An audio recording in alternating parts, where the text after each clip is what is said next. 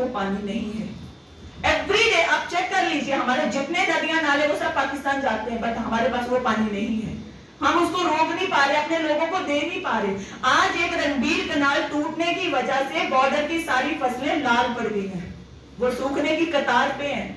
उसका मुआवजा कितना बनेगा मैं आपको बताऊंगी, आप हैरान रह जाओगे। 280 करोड़ उसका मुआवजा बनेगा जब वो फसलों का मुआवजा हम लेने जाएंगे गवर्नमेंट से, तो कि हमारी फसल बर्बाद हो गई इरिगेशन की वजह से। पर उसके ऊपर लागत कितनी लगनी है? 3 करोड़ की। आज उसको खराब हुए 1.5 महीना हो गया, 1.5 महीने से ऊपर हो गया, और उसका वर्क कितना है कि 20 डे में वो पुल बन के रेडी हो सकता था, वो पानी लोगों को मिल सकता था। किसी ने उसके ऊपर बात नहीं करी। एक कान से निकाला, दूसरा मतलब एक से सुना दूसरे से निकाला। हम लोग ऐसे ही बात करते हैं। बीइंग ए किसान बोर्ड मेंबर, एक प्रोटोकॉल होता है सर हर चीज का।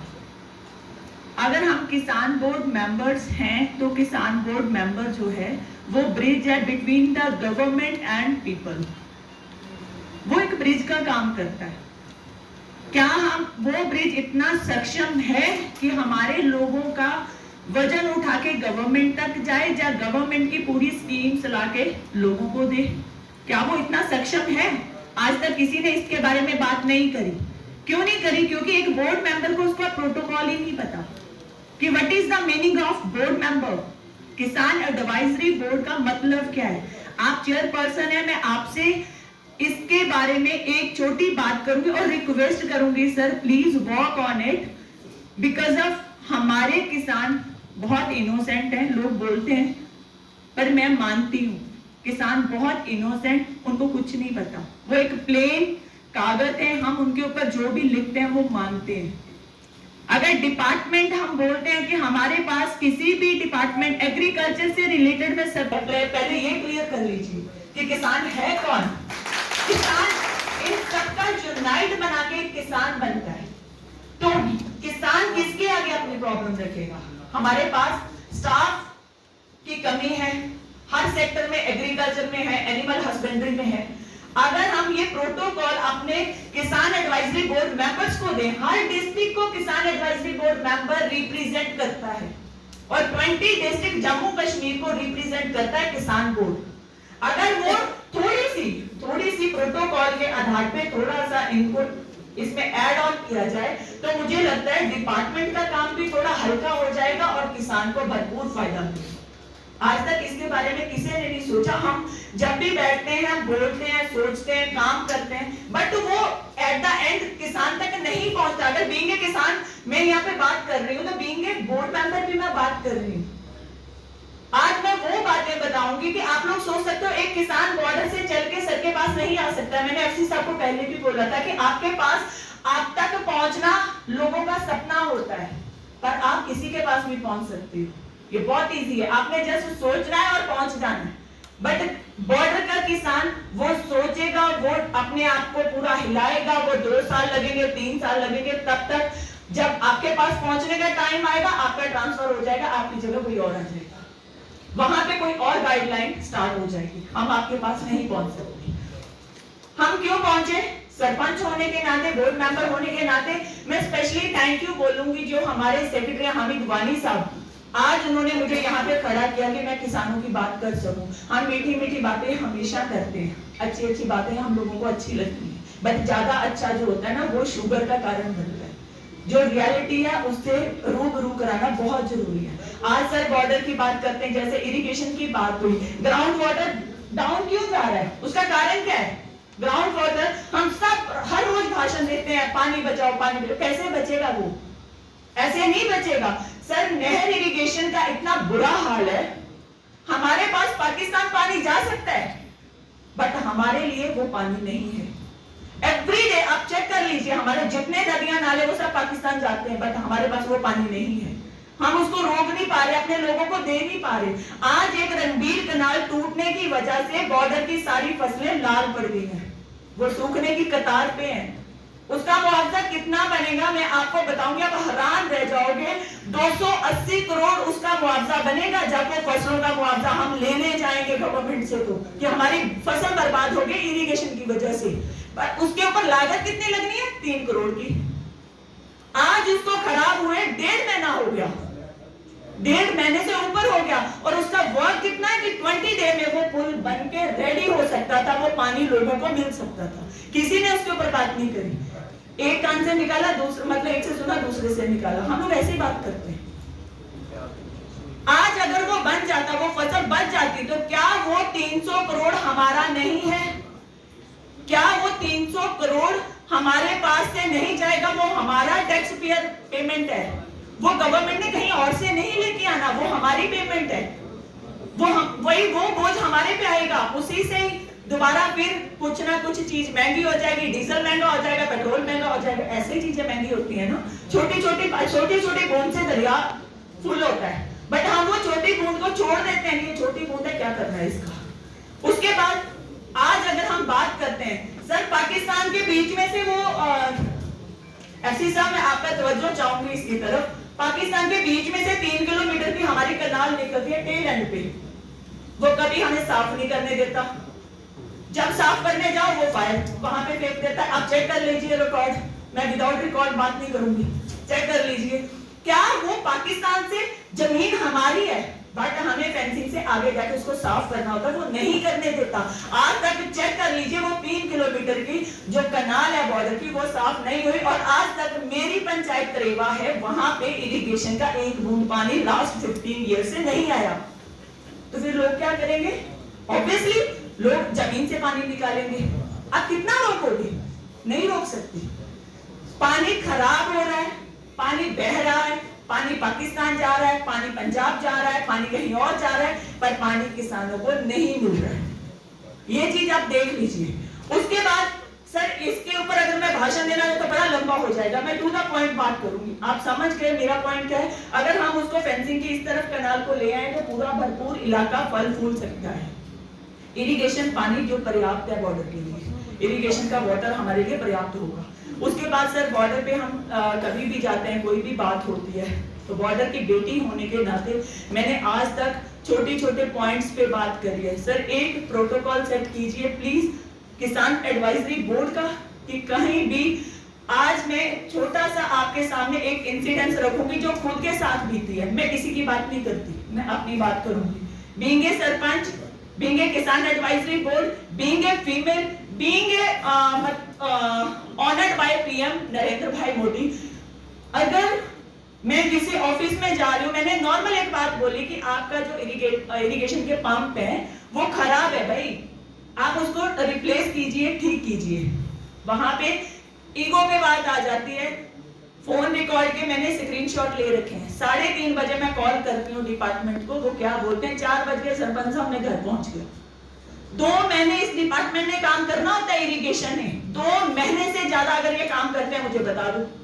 2 महीने से काम ज्यादा नहीं करते, 10 महीने फ्री रहते हैं। 2 महीने का काम भी आप 24 आवर नहीं कर सकते। तो फिर फायदा क्या सर इस डिपार्टमेंट को रखने का।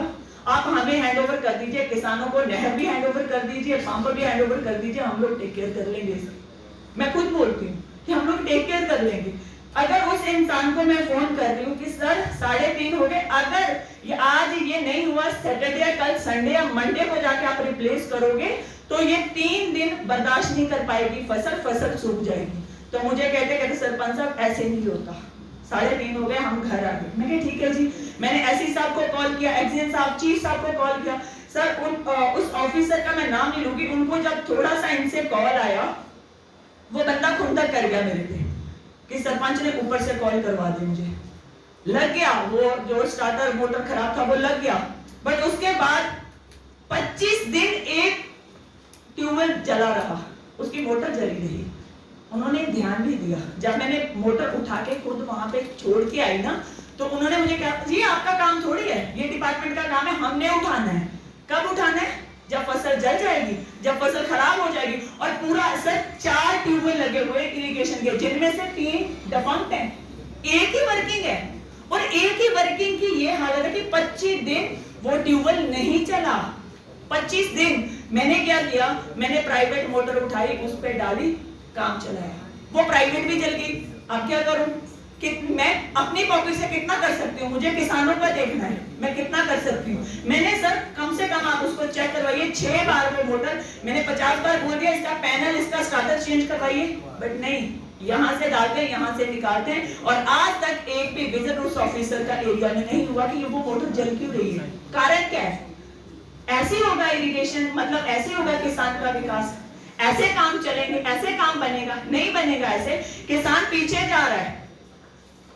सर मैं छोटी सी एक और उदाहरण दूंगी, हमारे जो प्रीवियस कमिश्नर थे ऑनरेबल नवीन चौधरी जी, उनके टाइम पे एक प्रोजेक्ट सैंक्शन हुआ था किसान को मेरी पंचायत के, आज तक वो सैंक्शन नहीं हुआ। डिपार्टमेंट से पूछ लीजिए, पैसा नहीं है। कितने महीने हो गए? 10 महीने। आप मुझे ये बताइए, अगर हम लोगों का ये हाल है तो किसान एडवाइजरी बोर्ड अपने किसान को कैसे बचाएगी, किसान को कैसे प्रॉफिट देगी, किसान की आमदनी कैसे दुगनी करेगी। किसान एडवाइजरी बोर्ड बड़ा अच्छा इनिशिएटिव है, पर किसान एडवाइजरी बोर्ड को हैंडीकैप बना के रखा हुआ है। इनको थोड़ा सा सर इनके ऊपर थोड़ी रिस्पॉन्सिबिलिटीज डालिए, डिपार्टमेंट्स को पता चले किसान एडवाइजरी बोर्ड है क्या, इनका प्रोटोकॉल क्या है, इन्होंने काम क्या करना है, अपना थोड़ा सा बर्डन इनको दीजिए। ये लोग भी थोड़ा काम करें, ग्राउंड पे निकल के जस्ट एक किसान एडवाइजरी बोर्ड का फूल लगा लिया, किसान एडवाइजरी बोर्ड का कार्ड पकड़ लिया, वो मेरी रिस्पॉन्सिबिलिटी मतलब खत्म हो गई। नहीं, हमारा बहुत सारा काम है जो हमने करना है। तो वो मुझे लगता है sir being a kisan advisory board हमें करना चाहिए, ऑनेस्टी से करना चाहिए। और मुझे इतना भी पता है कि सर अगर आज आपने मीटिंग ली है तो इसमें कुछ ना कुछ चेंजेस होंगे, और मैं हम्बल रिक्वेस्ट करूंगी कि सर आप वीसी साहब, मैंने कश्मीर में जब सर हमारी मीटिंग हुई थी, वीसी साहब और दोनों को इनवाइट किया था, but that time I had an accident, मैं आपको नहीं बुला पाई वहां पे, पर अब मौसम भी अच्छा हो रहा है, हम आपको वहां पे बुलाना चाहेंगे और आप वहां पे एक बार विजिट कीजिए, आपको पता चलेगा बॉर्डर बहुत खूबसूरत है, बहुत खूबसूरत है, बड़े प्यार से हमने उसको सींचा है। पर आज हमें थोड़ी कमी आ रही है पानी की वजह से, आज हमें प्रॉब्लम आ रही है कि जो हमारे तक फैसिलिटीज, सर लास्ट पॉइंट बोलूंगी कि अगर हम किसान की बात करते हैं तो आपके थ्रू ही ये हो सकता है, अदरवाइज ये कभी नहीं होगा। जब भी हम कोई भी इंप्लीमेंट लेने जाते हैं किसानी के लिए, किसान पर्पस के लिए, जब हम मतलब हैरो लेने जाते हैं, टिलर लेने जाते हैं, ट्रैक्टर लेने जाते हैं, तो उनके ऊपर थोड़ा जीएसटी कम होना चाहिए। मैं तो मानती हूँ किसान के ऊपर जीएसटी होना ही नहीं चाहिए, क्योंकि किसानी एक ऐसा दौर है, किसान एक ऐसा पूरी दुनिया में किसान के बिना हम सोच नहीं सकते, किसानी के बिना हम सोच नहीं सकते, हम जी नहीं सकते। अगर हम यहाँ पे बैठे अभी दूध सर्व हुआ, अगर किसान ना हो तो ये दूध भी सर्व नहीं हो सकता। कहने का मतलब कि किसान को इतनी राहत दीजिए कि एटलीस्ट उसको जीएसटी से फ्री कीजिए, उसको इंप्लीमेंट के ऊपर जितनी जीएसटी लगती है उससे फ्री कीजिए। जो 9% का हमारा टैक्स लगता है ट्रैक्टर्स के ऊपर, उसमें थोड़ी रियायत कीजिए। अगर आप उसको फ्री नहीं कर सकते तो उसको थोड़ा कम कीजिए, तो जिससे किसान को थोड़ी राहत मिले, किसान बोल सके प्राउडली कि मैं किसान। Thank you so much. Thank you ma'am. हमारे एक और जो आज गेस्ट ऑफ ऑनर थे जनाब प्रोफेसर जेपी शर्मा साहब, ऑनरेबल वाइस चांसलर सुकाश, उनका भी मैं वेलकम करता हूँ। उनकी मसरूफियात थी तो उनके प्राइवेट सेक्रेटरी ने मुझे फ़ोन किया था, सर थोड़ा लेट आएंगे, तो मैं फॉर्मली उनका भी वेलकम करता हूँ। After reorganization of this J&K state प्रयास हो रहा है, कमजोरियां थी, प्रॉब्लम्स थी, तो मकसद है इन जो आज एक किसान सम्मेलन है, मकसद वही है कि जो कहीं ना कहीं जो डिफिसिट था उसको दूर करने का। तो जो आफ्टर रीऑर्गेनाइजेशन जो हमारा बैक टू विलेज कंसेप्ट है, आउटरीच प्रोग्राम्स हैं, ये गवर्नमेंट की एक ड्रीम है, कोशिश है कि जो पहले रीऑर्गेनाइजेशन से पहले जितना भी डिफिसिट था, ट्रस्ट डिफिसिट था, उसको दूर करने की हमारी मैडम बलवीर कौर जी ने फरमाया है, कोशिश हो रहा है, इंशाल्लाह ये दूर हो जाएगा। और इसीलिए जो रोड मैप बन रहा है रिवाइवल का, तो मैं कोट करूंगा पंडित जवाहरलाल नेहरू जी का, we have miles to go before we sleep.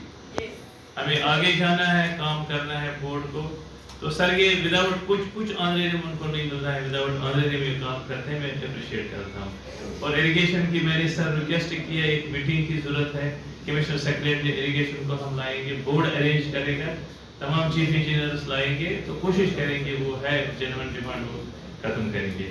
तो मैं अब रिक्वेस्ट करता हूँ हमारे नए बसंत सिंह सैनी जी, ये भी बॉर्डर एरिया से है, ब्रीफ में 2-2 मिनट में और जो पॉइंट्स हैं किसानों के रिलेटेड वही बताएं।